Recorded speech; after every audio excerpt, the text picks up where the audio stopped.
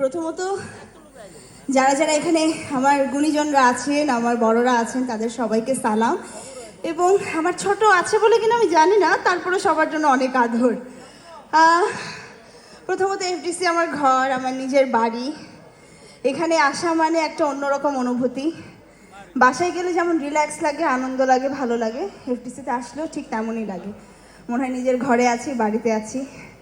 প্রত্যেকটা স্পট পরিচিত, প্রত্যেকটা স্পটে কাজ করেছি।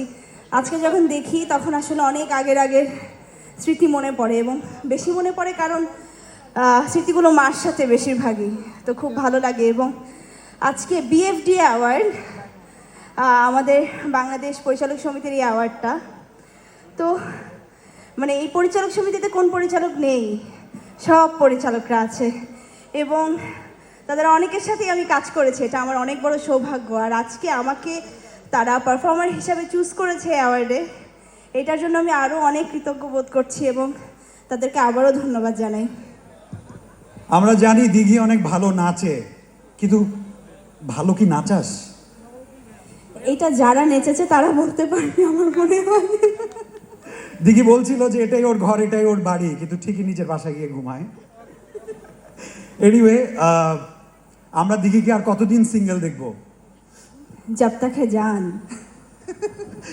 আচ্ছা, আমরা সাধারণত জিজ্ঞেস করি যে বিয়ে কবে, উত্তর কি হবে? জানি না। গায়ে হলুদের পরে।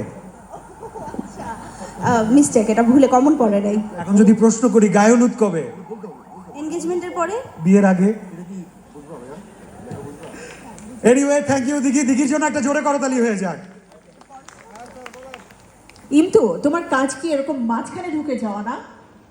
না, ভাবছি যেহেতু সঞ্চালনা আমারও দায়িত্ব, স্টেজ তো ফাঁকা রাখা যাবে না। সজল ভাই একটু প্রিপারেশনের জন্য ব্যস্ত, ভাবলাম ওকে, অনেকে তো আমাকে বলে আমি সজল ভাই ছোট ভাই। Oh, So, really? যদি লাগে কিন্তু কাজে হবে না, ব্যাপারটা বাজে একদম।